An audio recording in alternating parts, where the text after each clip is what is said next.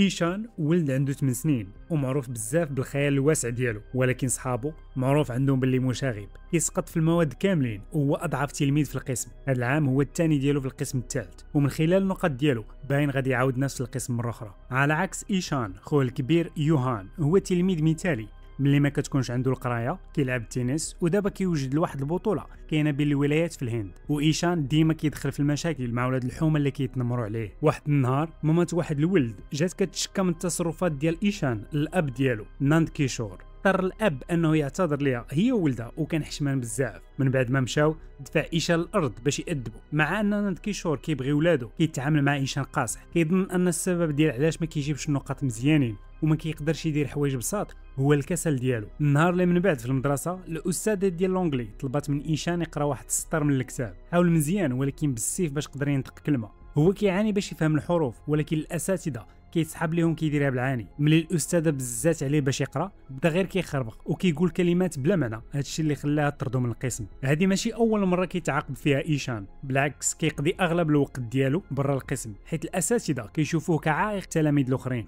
داك النهار ايشان ما دارش التمارين ديال الرياضيات في الدار، وباش يتفادى الاستاذ هرب من المدرسه. دوز نهار كامل كيدور في المدينه واستمتع بالنهار ديالو لاقصى حد. شرا لاكلاص، دوز وقت قدام البحر وهو كيتفرج في اللي غادي واللي جاي. العشيه رجع وركب في الطوبيس ديال المدرسه بلا ما يلاحظ حتى واحد الغياب ديالو. في الدار كنشوفوه كيرسم لوحه زوينه. ايشان كيموت على الرسم، والخيال الكبير ديالو كيعاونو بزاف باش يرسم لوحات واعرين. من بعد الام ديالو مايا حاولت تعاونو في التمارين ديالو، لاحظت ان الخط ديالو خايب بزاف وما كيقدرش يكتب شي حاجه صحيحه.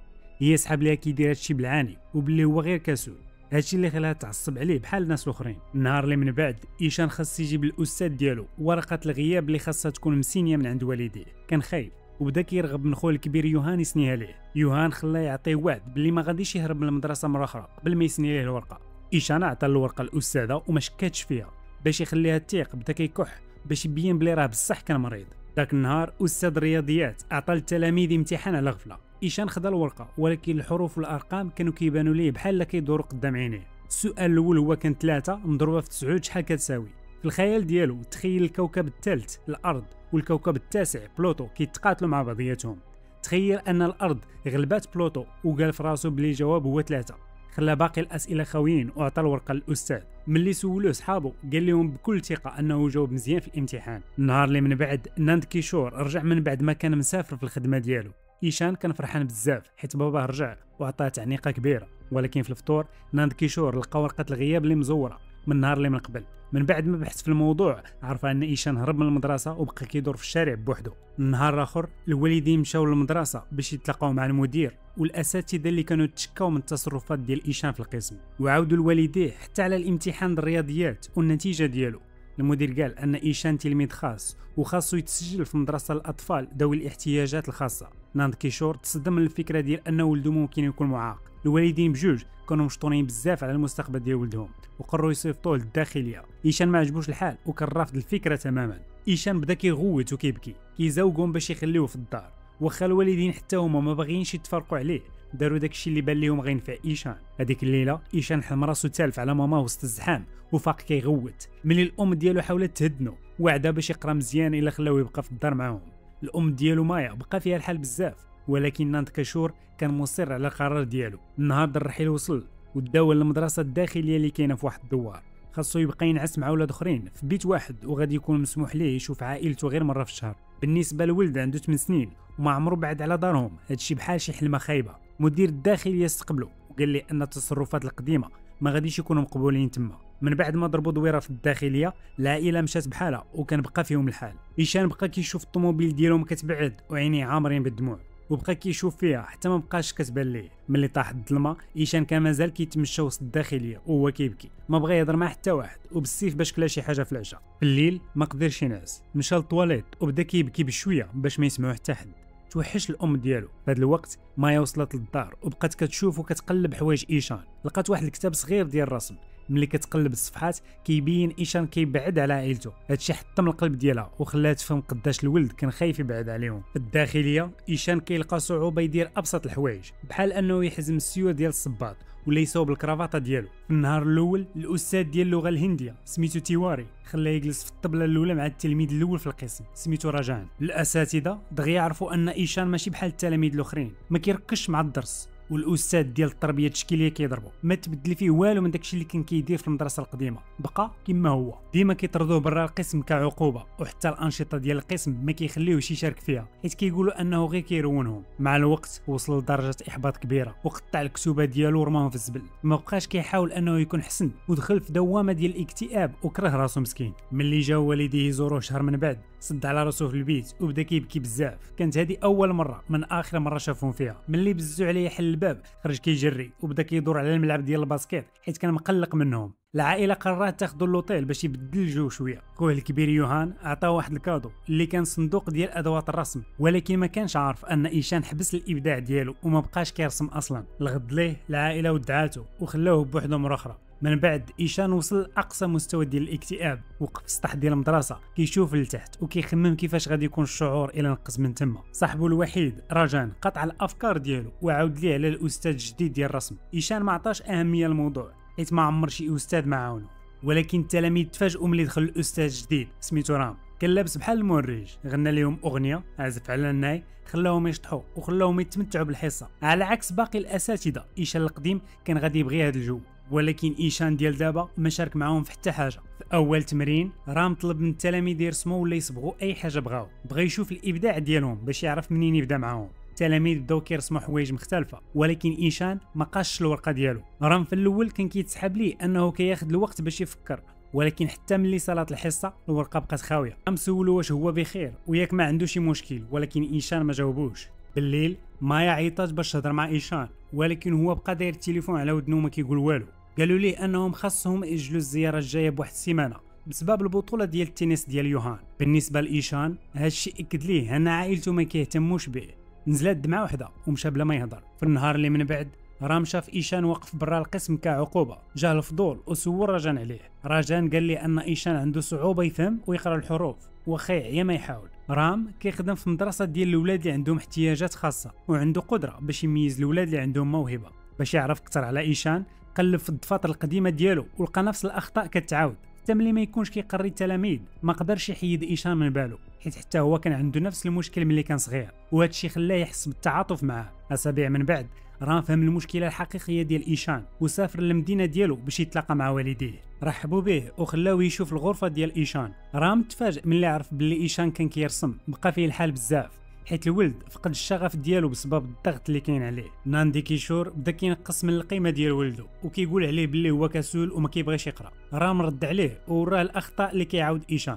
بزاف ديال المرات كيخلط الحروف حيت عنده صعوبه يفرق بيناتهم. واخا هكاك الاب ربط هذا الشيء كامل بان ولده كسول، ولكن رام قال ليه بشكل واضح بلي هو غلط، واكد ليه بلي ايشان عنده حاله كتسمى ديسلكسيا اللي كتسبب ليه صعوبه انه يفهم كيفاش كيتكتبوا الحروف والكلمات. وزيد على هذا الشيء عنده مشكل في التنسيق ديال الحركات، وهذا الشيء اللي كيخليه ما يقدرش يحزم صباطو بوحدو. الولد كان كيعيش في العذاب حيت حتى واحد ما عارف بلي ما كانش كيقدر يقرا وكانوا كيتسحبوا بلي هو غير كسول. ناندي كيشور تسحب ليه بلي رام كيعاير ولده وكيقول بلي هو معاق. تعصب وبدا كيغوت عليه. باش رام يخلي الاب يفهم شنو كيقصد كيطلب منه يقرا حروف مكتوبه بلغه واحده اخرى على واحد الكرتونه. رام غوت على ناندي كيشور حيت ما قدرش يقرا ويفهم الحروف، عاد حس وفهم داكشي اللي كيدوز منه ولده. واخا هكاك ما بغاش يعترف بلي ولده يقدر يعيش ويدير مستقبل غير بالرسم. رام كان عازم يثبت ليه العكس. من بعد ما رجع للمدرسه النهار اللي من بعد بدا كيعاود للتلاميذ على الشخصيات التاريخيه المشهوره اللي ما كانوش كيقراو مزيان في الصغر ديالهم. عطاهم امثله ديال علماء ممثلين وفلاسفه، وهذا الشيء خلى ايشان يحس براسو حسن. ملي رام سولوهم شكون اخترع المصباح الكهربائي ايشان جاوب لاول مره من بعد اسابيع وقال توماس اديسون. رام بان ليه امل باللي ايشان غادي يتعلم. من بعد في ذاك النهار ايشان كان حدا واحد البركه ديال الماء وصنع باطو صغير بلاستيك وورق الشجر. رام عجبو داك الباطو وداه معاه للدار باش يديروا ديكور. الحصه الابداعيه ديال ايشان بدات كتبان، ولكن باقي الطريق طويل قدامه باش يولي يتعلم بحالو بحال الاولاد اللي في عمره. واحد النهار رام مشى عند المدير ديال المدرسه وعاود ليه على المشكله ديال ايشان. المدير اقترح يصيفطوه للمدرسه ديال ذوي الاحتياجات الخاصه، ولكن رام كان متاكد باللي ايشان يقدر يقرا مع الولاد العاديين. طلب منه باش يقول الاساتذه يفهموا الحاله ديالو ويعاونوه. ملي المدير قال بلي هادشي ما يمكنش، رام قال ليه بلي يقدر يزيد ليه السوايع من بعد المدرسه. المدير وافق على العرض حيت بقى فيه الولد. النهار اللي من بعد رام بدا كيستعمل طرق جديده باش يعاون ايشان يفرق بين الحروف. استعمل معاه الرمله، العجينه، الطرق الحسيه وطرق واحده اخرى. ايشان بدا كيستعمل الكتب الصوتيه وتعلم الحساب باستعمال الدروج. شهرين كانت كافيه باش يبدا يعرف الحروف اللي ما قدروش الاساتذه يعلموهم ليه في سنين. واحد النهار ناندي كيشور جا للمدرسه باش يهضر مع رام وقال ليه بلي بدا كيبحث على الحاله ديال ولده. بغى رام يعرف بلي راه ما نساش ولده وبلي هو فخور. رام من جهه واحده اخرى كيحط اللوم على الاب حيت هو السبب اللي خلى ولده يفقد الثقه في راسو، وهذا الشيء ما قدرش الاب انه ينكره. وهو خارج شاف ايشان كيحاول يقرا من اللوحه ديال الاعلانات. ندم على كيفاش كان كيعامل ولده بلا ما يعرف بصح شنو كاين. بدا كيبكي وما قدرش يواجهه. ايام من بعد رام نظم مسابقه ديال الرسم للتلاميذ والاساتذه، جمعوا كاملين في القاعه وشاركوا في المسابقه. ايشان استعمل ادوات الرسم اللي عطاهم ليه خوه كادو. المسابقه بدات وكل شيء كان مركز في الرسم، حتى الاساتذه كانوا مستمتعين ودايرين جهدهم. ايشان رسم واحد اللوحه رائعه، رسم راسو جالس حدا واحد البركه ديال الماء وطلع باش يقدم اللوحه ديالو. ملي رام شاف بلي ايشان رسم راسو تفاجئ وما قدرش يهضر. من بعد المدير قال لهم باللي اللوحه الفائزه غادي تكون في الغلاف ديال الكتاب السنوي الجديد ديال المدرسه. المدير قال باللي القرار كان صعيب حيت كانوا جوج د اللوحات متميزين بزاف، اللوحه ديال رام واللوحه ديال ايشان. من بعد ايشان ربح الجائزه الاولى والجائزه الثانيه ربحها رام. الجمهور بدا كيصفق ويشجع. لاول مره في حياته ايشان حس بالتقدير ديال الموهبه ديالو. ايشان تاثر بزاف، بدا كيبكي، ما قدرش يحبس راسو ومشى كيجري باش يعنق الاستاذ ديالو. في المشهد الاخير مايا وناندي كيشور جاو للمدرسه باش يحضروا اجتماع ديال الاباء والاساتذه اللي كيكون في التالي ديال العام. المدير بدا كيفتخر بالموهبه ديال ايشان وراهم اللوحه ديالو اللي كاينه على الغلاف ديال الكتاب السنوي ديال المدرسه. الوالدين تفاجئوا حيت ما كانوش متعودين على هذا الاهتمام الجديد. المدير شكر رام على الخدمه الواعره اللي كان دار مع الولد وبالطريقه اللي كان محتاجها. من بعد الوالدين تلاقاو مع الاساتذه ديال ايشان اللي وراوهم النتيجه ديالو وهنئوا الولد على التقدم الكبير اللي دار. برا كنشوفوا الكوبل كيلعب مع ولدهم وبداو كيبكيو من الفرحه. ناندي كيشور شكر رام على المساعده اللي قدمها لايشان واعتذر من التصرفات ديالو. في النهايه كنشوفوا ايشان كيودع رام وكيرجع للمدينه ديالو باش يدوز العطله. وهكا شفنا كيفاش الفيلم ديال طارزان من بار كيعلمنا بلي كل طفل عنده موهبه خاصه، خاصنا نساندوهم ونفهموهم باش يحققوا الاحلام ديالهم.